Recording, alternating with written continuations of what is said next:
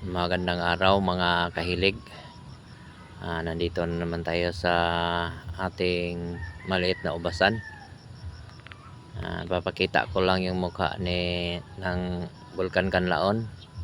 Sa araw na ito ay December 2, 2025. Ang bulkan natin sa oras na ito ay mahinahon at tahimik mga kahilig. Ayan siya. Medyo mayroon siyang usok pero ano lang, yung puti na usok lang mga kahilig. Ayan. At sa ngayon update tayo sa aking mga naayos na ubas mga kahilig. Yung mga ubas ko na nadapa dati ng bagyo, ito na sila. Napaayos ko na yung mga posting kawayan sa bakod, nalitan ko na ng bago dahil ito yung mga luma, wala na, marupok na sa ilalim mga kahilig. Tapos yung mga puno ng ubas natin mga kahilig, naitayo na rin lahat. Yung iba, yung namatay, yung hindi nag-survive na nakadapa sa lupa, ayun, na palitan na rin kahilig. Tapos ngayong buwan na ito magpo-pruning tayo, siguro mga by January 15. Pero yung mga na-pruning, naputol ng una, marami ng mga bulaklak mga kahilig. Ayan o, marami na. Pero ipopruning natin ito kasi initial na pruning lang yun mga kahilig, dahil nag-cutback tayo dahil nakawild yung mga nila, mga posisyon. Yung iba dito pinagbabalot ng screen ng asawa ko, sabi niya pakinabangan pa daw. Ayun. Dahil nung una temporaryong pinatayo ito dahil pag sa lupa lang sila nakadapa, yung mga stem nila mga kahilig natutuyo, parang kinakain ng amag. Kaya initial namin na itinayo ito. Tapos yung iba, nung nagputol kami ng mga sanga dahil naka-wild nga sila, yun, nagbigay ng mga bulaklak kahit hindi maganda. Pinagsagaan ng asawa ko na binalot yung iba wala, pinahayaan na lang din. Tulad dito, marami ding mga bunga na na nung yan, yung unang yung pangalawang na yan putol. Pero yung unang pagputol, yung mga ganito, yung iba malaki na rin. Yan, ito yung mga namatay na nakadapa. Ito, nagdugtong na tayo mga kahilig dahil ito namatay ito mula sa dulo, tapos hanggang dito nagputol tayo. Dito buhay pa naman yun, nag-cut tayo dito tapos nagdugtong mga kahilig. Yan. Tapos ito, pag nag-apply ako ng abono, siguro ngayong Sabado, ngayong araw yun Huwebes, Sabado o Linggo, mag-abono tayo uli sa mga puno nila. After 15 days ipopruning natin sila uli mga kahilig, kakatback natin sila dahil magpabunga tayo sa summer mga kahilig. Dahil ito, wala to yung parang lang to, nung unang pinutulan sila ng pinatayo, yung iba kahit walang abono nagbigay ng bulaklak. Ayan. Wala tong spray pa mga kahilig, tagal na mulang pumasok yung unang bagyo sa Pilipinas, nadapa na ito dito ng video ko nung nauna, yung mga ginamit natin na trellis, yung tie wire. Kaya ito, tinibayan ko na, hindi na to maalog mga kahilig. Dahil nagkukunikta na to sila lahat mga kahilig. Bawat ano, pag ginalaw mo dito mga kahilig hanggang sa dulo, na ano na rin. Ayan oh, tingnan mo, matibay. Ayan, mga kahilig. Ito na yung pinalit ko sa ano, tie wire. Dahil ito yung nangyari sa tie wire ng mga trellis ko. Kinalawang sa alog ng hangin, sa unang pasok ng bagyo.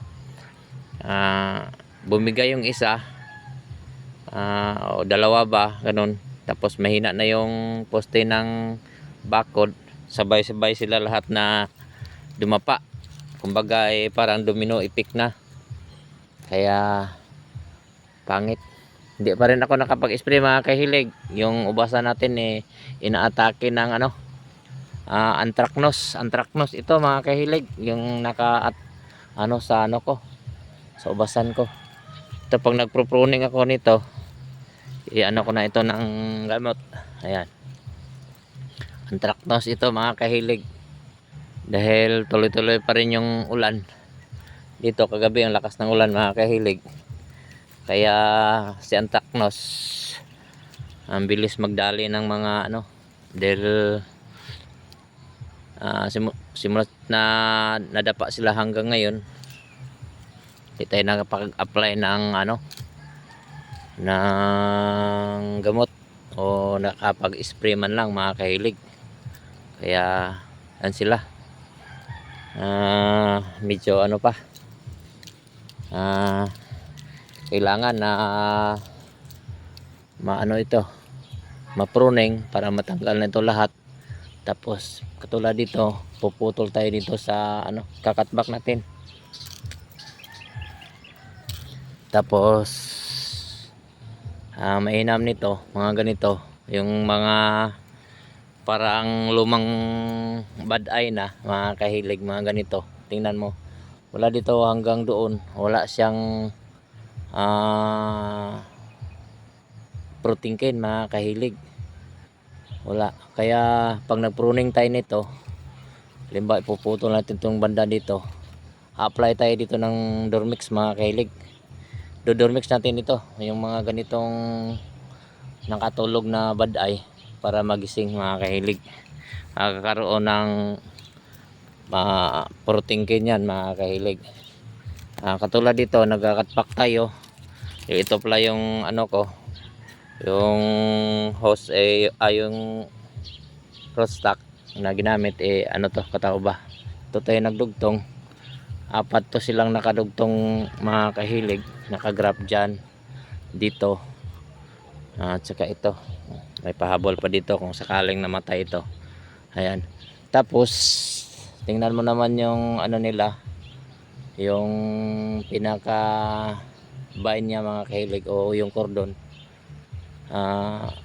Yung ibang mata mga kahilig, tulog na, hindi na kayang mag bad break mga kahilig. Kaya kung saan na lang yung parang active, doon na lang sila naglabasan ng ano, yung sibol mga kahilig. Kaya gawin natin ito mga kahilig, sa mga ganito tulad nito mamatay na, apply tayo ng Dormix dyan mga kahilig. Tulad din dito, ayan, ang daming ano, yung tulog na mga mata. Dahil yung pinaka-active lang, yun lang yung mayroong sibol o nagbabad break. Kaya kailangan talaga sa mga ganito na matanda na cordon, pag nagpruning tayo na balak na pabubungahin, kakatback natin to dito, yung mga ganito.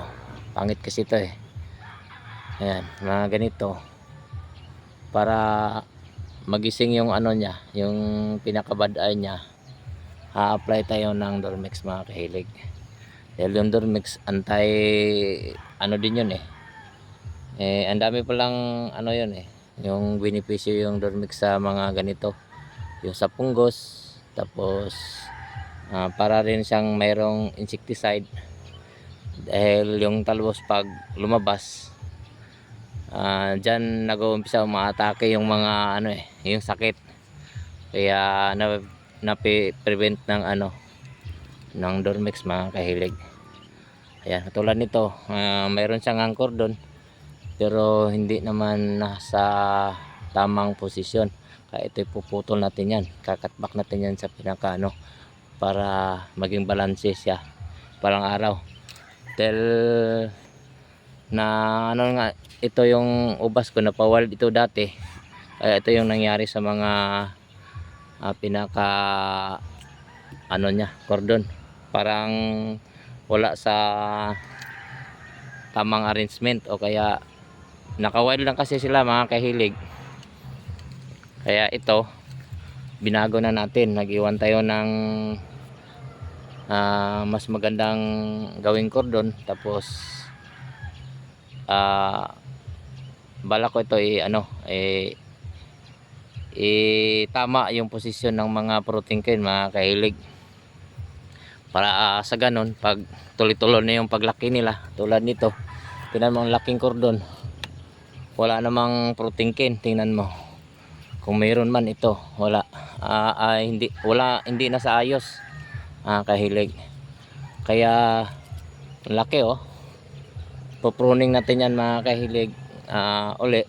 Tapos apply tayo ng ng Dormex. Gisingin natin yung mga baday na natulog dyan, para magkaroon sila ng ng tamang posisyon ng protein cane. Tulad din dito, ang haba. Tapos nandun na sa dulo yung tapos ilan lang din. Yun yung problema ko dito sa ubasan ko, mga kahilig, dahil naka-wild sila dati. Tulad din ito, kung mayroon din naman itong protein cane, wala sa ayos, hindi tama yung arrangement, mga kahilig. Ayan, hindi maganda.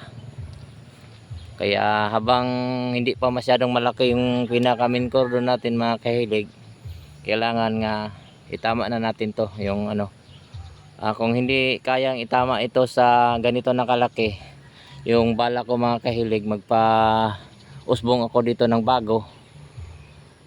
Tapos gagawin nating cordon uli. Ayun, at yun yung itama natin. Kung hindi na kaya nitong malaking cordon, kung hindi niya kayang magbigay ng nasa tamang posisyon ng protein cane, mga kahilig, kasi malaki na sila at matanda na yung 2 years mahigit na kasi ito, mga kahilig. Ito yung tanim ko, magtatatlong taon na pala. January ngayon yung tinanim ko ito February Kaya ngayong January na, ngayong February, magtatatlong taon na to yung mga ubas ko dito sa garden, mga kahilig. Kaya tingnan mo yung hindi maganda yung pagkaayos ng mga, ito yung problema ko dito. Tingnan mo to, ang cordon pakalaki, tapos yung protein cane nya wala. Kung mayroon mang na bigay na protein cane, wala sa tamang posisyon. Yun yung problema, mga kahilig. At yun yung babaguhin ko dito. Pag halimbawa hindi na kaya itong iayos ng cordon na ito, magpausbong tayo dito ng bago. Tapos yun yung natin, iti-training natin sa tamang arrangement, at siguro maganda na rin sila tingnan. Ito pangit tingnan mo, ang haba ng cordon, wala man lang protein na nabuhay dito. Nag-initial ako ng cutting dito sa dulo, nagkakat ako dito, tapos titrinay ko kung magising yung mga bad eye dito. Wala tulog pa rin. Kaya kailangan mag-apply na ako dito ng Dormex para magising ito. Ito mayroong nagising na na bad eye. Tingnan mo, pangit naman, pero at least na sumibol siya, umusbong mga kahilig. Ayan. Ito rin, ang dami. Ayan yung mga problema ko dito dahil sa simula napabayaan kasi ito eh. Yung nasa ano lang yung ginawa kong trellis, yung tie wire lang nga, hindi niya kayang i-hold itong mga cordon na nagsilakihan. Kaya nagkamali din ako dahil hindi ako nagputol nung una. Hindi ako nagpili ng gawing cordon na i-arrange yung ano, yung pinaka protein cane. Kumbaga napabayaan lang naka-wild. Kaya ang ubas pag halimbawa habang lumalaki siya sa dulo ng bandang dulo lang yung nagbibigay palagi ng protein cane. Yung bandang puno o kaya yung sa umpisa hindi na nabigyan ng pansin ng ubas, nandun na siya sa dulo. Kaya humahaba yung cordon. Yung protein cane naman nasa dulo lang. Kailangan pag tulad nito yung spacing ng tanim ng ubas ko mga kahilig, nasa 2 meters po ito kwadrado. Mula dito hanggang dyan 2 meters lang yan kwadrado. Dapat sana pag gumawa ka dito, pag umabot na yung talbusan dito sa dulo, kakat mo na para babalik yung mga nutrients dito sa umpisa. Tapos dito sila magbabad break. Ayan. Tapos gagawa sila ng bagong sibol dito. Ayun yung gagawin nating protein cane sana. Kaso hindi natin na hindi natin na bigyan ng pansin dahil baguhan na lang din akong nagtatanim ng ubas. Kaya sa ngayon itatama ko na ito. Pero yun nga yung mahirap dahil matanda na yung cordon. Itatry ko na lang to na ma-arrange yung mga protein cane. Pero pag hindi na, yung tulad na sinabi ko, magpausbong tayo dito ng bago na yung gagawin natin yung pinaka main cordon. Pero habang wala pa, ito lang muna yung pagpatuloy na kung magbibigay man siya ng mga bulaklak dyan o magbunga siya, habang pinapalaki pa natin yung gagawin natin na ipapalit natin dito mga kahilig. Yan yung ko, yung second choice na lang mga kahilig, para kahit pa paano maitama sila mga kahilig. Yung mga ito, halos lahat ng ubas ko dito, yun yung problema mga kahilig Ito, tulad din dito, ayan. Hindi, pangit yung pangit yung pagka-arrange ng protein cane niya mga kahilig. Ayan ito yung cordon, malaki na. Ayan Tapos, hindi balanse yung pagka ng protein cane. Halos lahat ganito, ito rin, ayan. Ito rin ang haba ng walang bad eye, walang protein cane. Kung mayroon man siya dito sa dulo, ilan-ilan lang. Tapos kasi kung doon ka lang banda sa dulo ng pruning, doon lang siya nagbibigay ng tingnan mo, ayan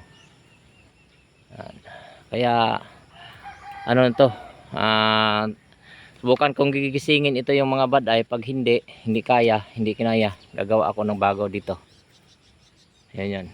At yan lang muna mga kahilig yung natin, ng update sa ubasan natin. Tulad dito, ayan ang ganda sana, laki ang malaking puno na. Ayan, ito nag cut back ako dito. Meron namang nagising dito, siguro ito maganda ito. Na lang, titraining na lang natin na maayos yung niya, yung pagkalatag ng protein cane niya mga kahilig. Dahil ayan nagkat ako dyan, parang bumalik yung mga nutrients dito sa bandang puno. Yung mga bad ay nagising. Ayan, ito parang magandang resulta dito. Kaso lang yung dito banda wala, yung doon lang. Ito yung isa, preparasyon din ito mga kahilig. Ito Pag hindi yan nag-success, ito yung papalit natin. Balak ko dito ako kukuha ng papalit dyan. Kukuha ko ng isa dito, yung ano natin gagawing cordon, yung pinaka main cordon. Kakat na lang natin yan.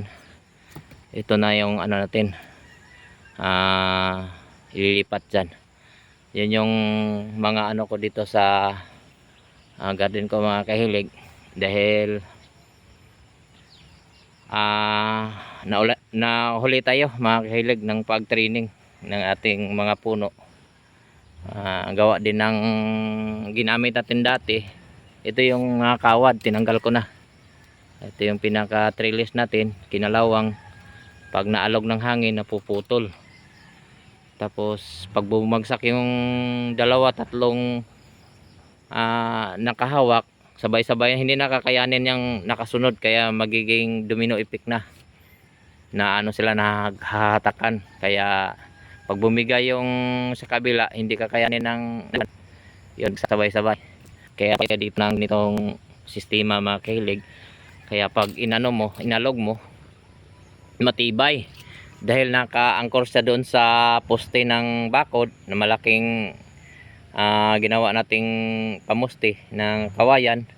Tapos aangkor din natin ito sa doon din, yung sa nakadulo bakod, yung poste din. Tapos ito naghahawakan sila. Tapos mula dito hanggang doon sa dulo, nakatali ito lahat. Ayan. Kaya pag inalog mo ito, limbawa ganito, aalugin mo ito hanggang doon na sa dulo, sa pinakadulo. Humaalog man yan, matigas. Kaya hindi kaya ng ng hangin na alog-alogin ng kahit mahina. Naaalog kasi yung tie wire lang Pero ito, siguro kung malakas na malakas talaga, ayun, siguro bibigay na rin ito. Pero sana wag naman, dahil mahirap maghanap ng pira pang gastos dito mga kahilig. Kaya yan lang muna mga kahilig, yung update natin sa aking maliit na ubasan. Sana makabawi na ito. At salamat uli sa panood at sa mahinahong Bulkang Kanlaon. Salamat, sana hindi ka napuputok. Dahil yung kami dito, yung mga taga dito sa Kanlaon, sa Negros, ayun, hihirapan na rin yung mga pananim. At magandang araw uli mga kahilig. Bye bye.